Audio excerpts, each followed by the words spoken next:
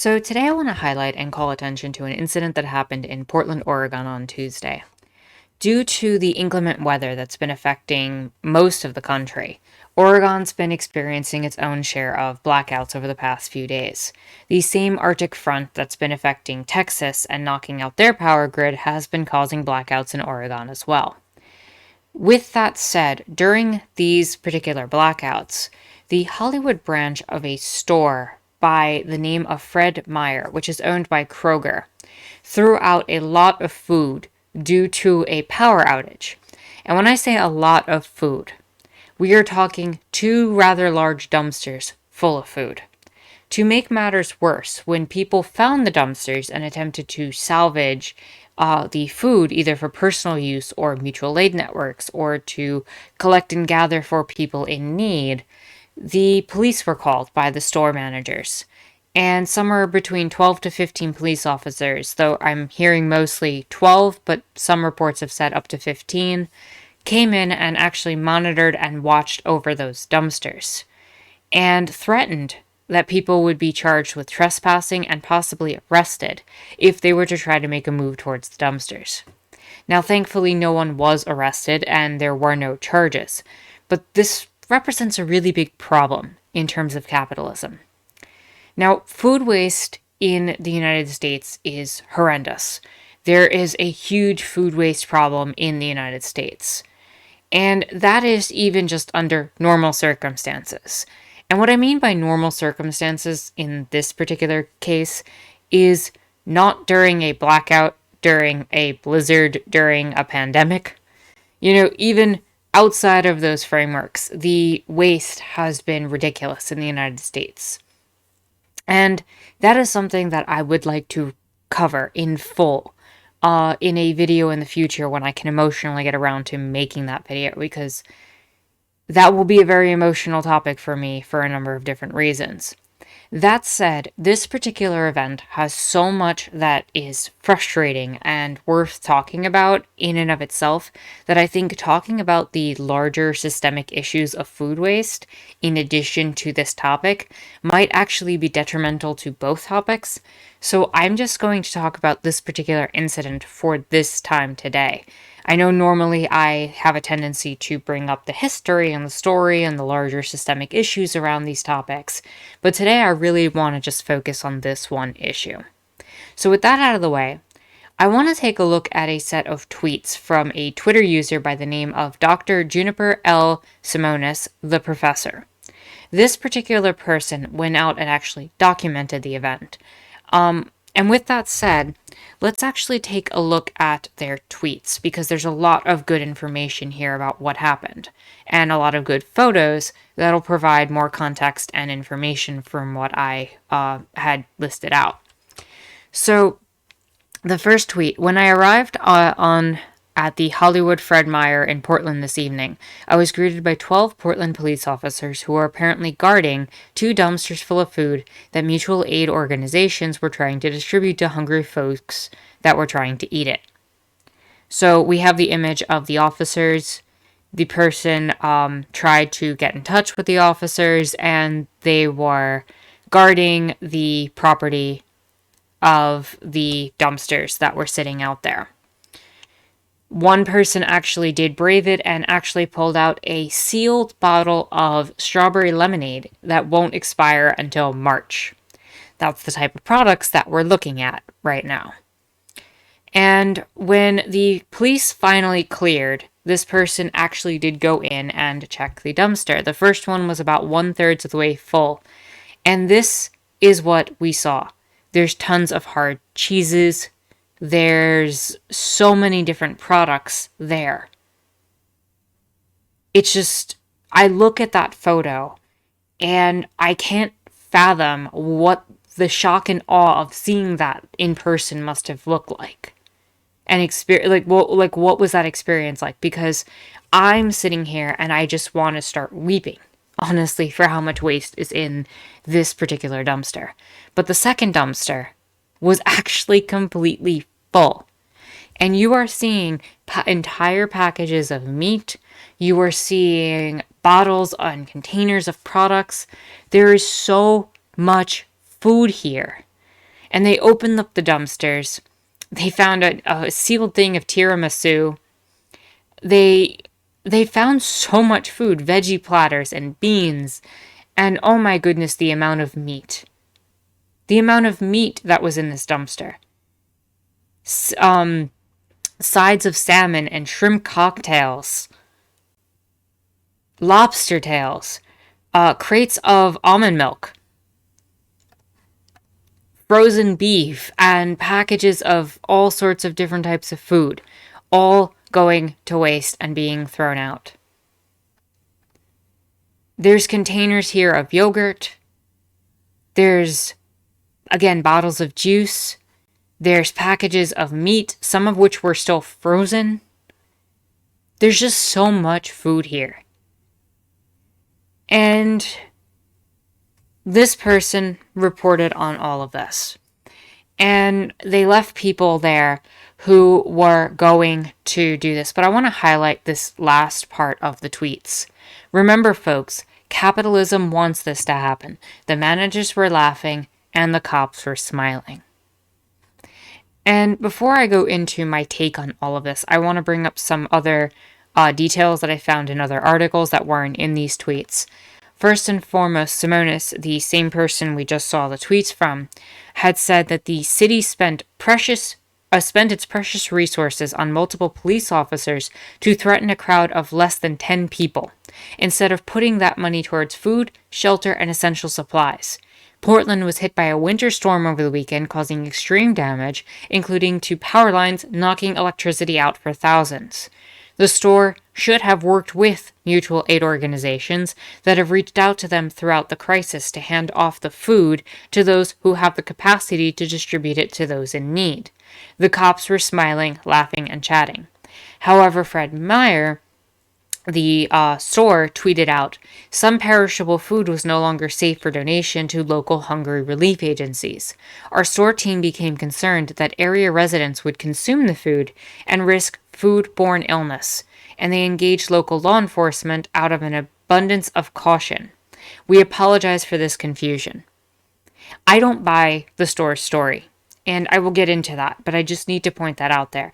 This is the story that they're giving, and it's almost always a version of the tale where the story is being benevolent in these cases. Like, oh, we're just trying to look out for customers. We didn't want to donate the food because it was dangerous or any other number of reasons. The official statements will always have some variant on this, and I am not buying it in this particular case. Now, the funny thing is while we had one report that said 10 people were there, the police officer said that they estimated the crowd was close to 50 people. But I'm going to be real with you. When I look at the images that were provided, it doesn't look like there were 50 people. In fact, the police response seems absurdly large considering the number of people that were there. And every other report that I've been able to find has labeled between 10 and 15 people being present. So the police are being dishonest in their own reports and in their own information for how many people were gathered in this crowd. So their details are not fully accurate. And so basically what they claimed is, as it was private property, the officers asked the group to leave the store property or risk potential arrest for trespassing. People in the crowd slowly moved away. Officers insisted in this call that it was to preserve peace, prevent violence, and restore order. Restore what order? People were trying to go into dumpsters to get food, to help feed people. This wasn't an issue of trespassing because this was in the trash. This really came down to a choice from the store. And the last bit of detail that I want to go into is there's a positive end to all of this. After the police left and after people did go through a lot of the food, much of the food ended up filling 11 community refrigerators that were set up around the city. So some of the food was saved, was rescued, and things did turn out okay. I don't know if all of it got saved. I don't know what percentage of it got saved, but some of it was put out there and was able to fill community refrigerators so that people were able to access said food. Now, I want to address this from a number of different perspectives. And before I go into it, anybody who's making the claim and laying it out there that, oh, well, what about the safety of the food and all this other stuff? The food is probably safe. I know the FDA and the CDC have their own set of guidelines that are around the idea that if the food has been out and it has been above 40 degrees Fahrenheit for a certain period of time, that it can be potentially dangerous and harmful to humans because bacteria can grow. However, there are certain products where that's not the case. Furthermore, there is still more leeway than probably what's there, although I wouldn't say how much. And obviously, I'm not going to advocate anybody do something they're not comfortable with or eating outside of the FDA or CDC guidelines. But people who are in desperate situations might be liable to do this. And we do this all the time with food donations and with people who dumpster dive. This is a common practice. So the food could have been recovered in a number of different ways. But I just want to point that out up front. But in covering all of this, I first want to talk about how the store responded to people trying to take food out of a dumpster. The fact that people are trying to salvage this food and are trying to get it to the mouths of people who might need it, who might be starving, who might be in really difficult situations. Remember that a storm just transpired and went through this area. There's a possibility that some people's refrigerators might have actually had expired food and might have had food that went off. Depending on the timing of things, this food could have actually been really beneficial. And again, many of the items involved were pretty safe, and I'll go over that. But the fact that this was met with as much resistance as it was, and the police being called in, is absolutely ridiculous. And again, before anyone makes the claim that the store could have been sued or were worried about the store in this situation, people dumpster dive all the time. People suing over dumpster food is unheard of. This doesn't happen. People go into these dumpsters in stores like this one all the time through all times of the year and are able to pull out food that they're able to salvage and make meals from and distribute within a very short span of time so that the food doesn't go to waste. Mutual aid networks and people in need will find the food, they will find it sealed, they will deal with it. So I'd argue that within the cold temperatures that we were seeing in Portland and the state of the dumpsters, that the food was actually probably relatively safe even by dumpster diving standards. The cold temperatures in combination with the metal, the fact that it was covered in the way that it was, the location of the dumpsters, all of those are factors into how well maintained and preserved the food would be. And the sooner you can get to the food, the safer it is, which again makes the police response even that much more frustrating. So that said, the food again was probably relatively safe no matter what the product was, compared to what it could have been. The store again was at no risk for people doing this, but still chose to be hostile. And I can only assume that this has something to do with capitalism. The idea that people would go to the dumpster and get free food rather than going into the store right next to the dumpster and buying products is an issue if you're trying to make money in capitalism. Furthermore, to have a bunch of people finding this dumpster worth of food and reporting on it and spreading this information probably is not good for branding, especially because Kroger tends to be a store that likes to donate food and has a reputation around that. So them not donating this food actually looks really bad on their record. So again, this is all kind of intrinsic into branding and an issue about what to do with food and not wanting people to maybe take the free food next to the food that costs money right in the store. So that's potentially a capitalism issue. Second, a good amount of the food that was thrown out was perfectly safe, like I've said. Good number of the products were not perishable. There were non-perishable products in that dumpster, which again makes me not trust and believe the word of the company, because if the products were non-perishable and were in refrigerator displays simply because of the display factor and not because they were required to be refrigerated, they were still perfectly good products. And a number of sealed things like juices, cured meats, cured products like pickles, hard cheeses, they were still perfectly safe products. They don't require refrigeration.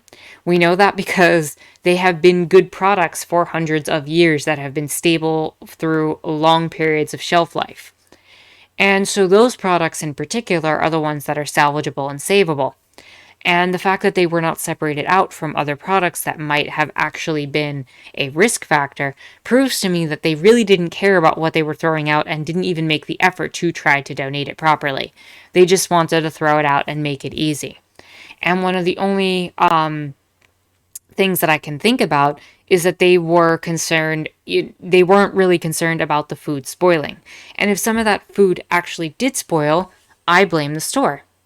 Because I have to ask, why did this food end up in the dumpster instead of getting donated, like I just pointed out?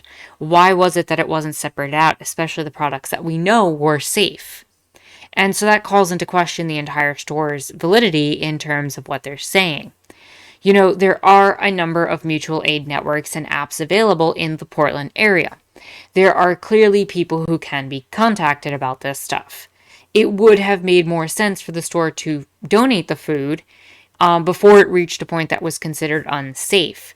Even if some of the food did go off, they could have done it before it went off. They knew about the situation. They knew their power limits. They had a generator running on backup systems. So it's not as if there wasn't an ability for the store to predict when the food might go off and to find donations in time. So essentially, they chose to try to risk the power coming back on and the ability to sell the product and the refrigeration system working over their desire to donate the food and make sure people were fed. So capitalism and the gamble of whether or not they were able to sell their products was more important than donating the food and making sure people were fed. And again, this is an issue because they probably got most of the money back for the lost and perishable food from insurance, or will get it back. And it was probably an upper management decision and was probably even outside of the control of that specific storefront. The idea is that when you lose a product, insurance will cover that for the most part. Whereas if you donate it, it might not be covered. And that might have even been more incentive for them to try to bring the cops in to prevent the food from being taken out of the dumpster. Because if they can't prove that they did their due diligence to present the food as a loss, then the people who took it from the dumpster provide an incentive for the insurance company not to pay claims. So they might be more interested in the financial ability to recover some of those losses rather than actually donating that food. And that is the system that capitalism sets up. That's the incentives at play. And I can't say for sure that's the decision that the store made or the managers or anybody in the company made, but it seems very likely based on prior experiences I've seen with companies who have done similar things. The economic incentive will always outweigh the needs of people.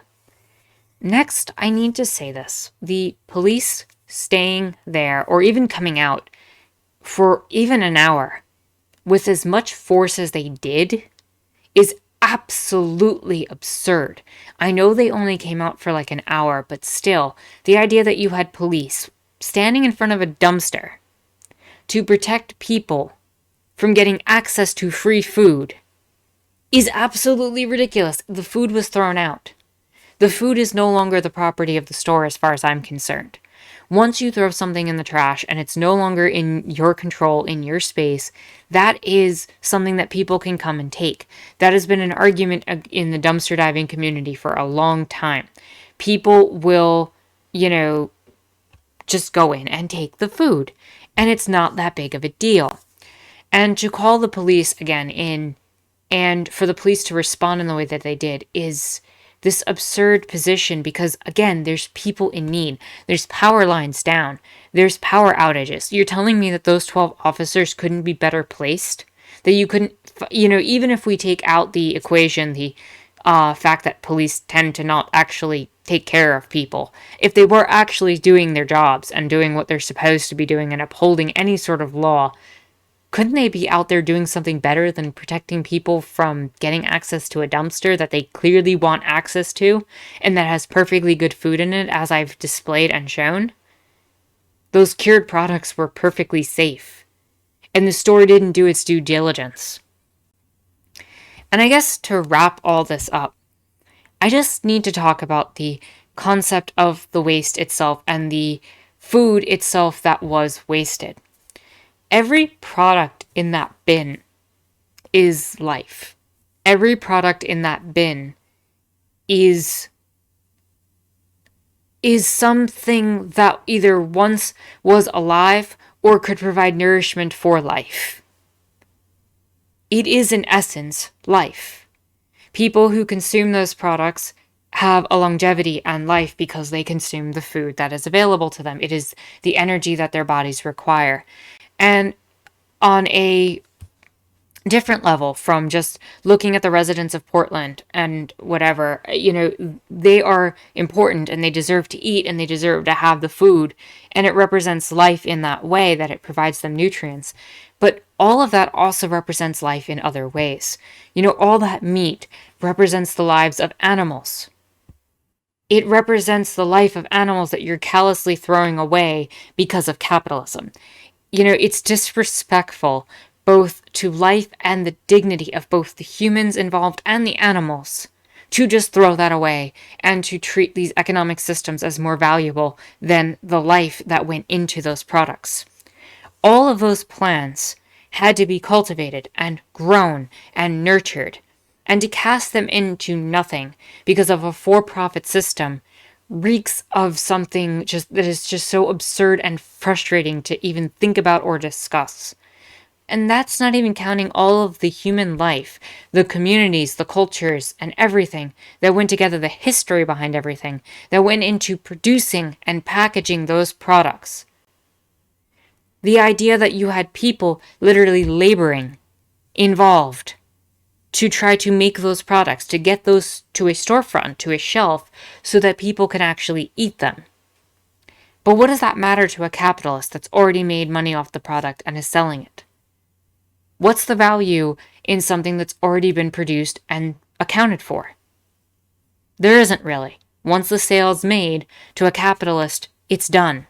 They've paid their workers, they've paid for the product being produced, they've sold the product, who cares? But for the large part of human history, the idea of producing something like that was something considered valuable. And the labor that goes into that and the exploitation of a lot of people under the system of capitalism is worth talking about as well. And it's all tied together. There's just so much waste involved. It's the time and energy that humans put into it. It's the lives of plants and animals. This is a capitalism issue, and it represents how we as a society have come to value a system of finance and currency over life, labor, dignity, and love. And I'm going to be real. It is absolutely exhausting to see that much waste, to see all of that thrown out, all of that wealth of life thrown out and trashed, and to have a police force protect that from being distributed to people in need. To have the systems of capitalism uphold this place where people are denied access to food after they just went through a storm and blizzard, during blackouts, in a pandemic, where people have been struggling for almost a year with the pandemic. That's not even counting the ills of capitalism from its day-to-day non-pandemic, non-blizzard, non-blackout conditions. That food is invaluable in and of its own right. And we treat it like it's worthless. We treat life like it is worthless. And it is getting so hard and so frustrating to just sit by and watch all of this human life, animal life, plant life, Earth itself as life be cast aside as a waste product so that a bunch of people can have money and resource and accumulate it to such extents that it is just absurd. The only word for it all is absurd. And the only feeling I have at the end of all of this is exhaustion. With that said, if you like this video, give it a thumbs up, hit the subscribe button and bell for notifications. You can follow me on Twitter. Please check out my Discord. We have a wonderful community where we talk about issues like this and so much more. My name is Enriquez Terra. And I just need to say that capitalism isn't working. And this waste isn't working either. I hope you all have a great day.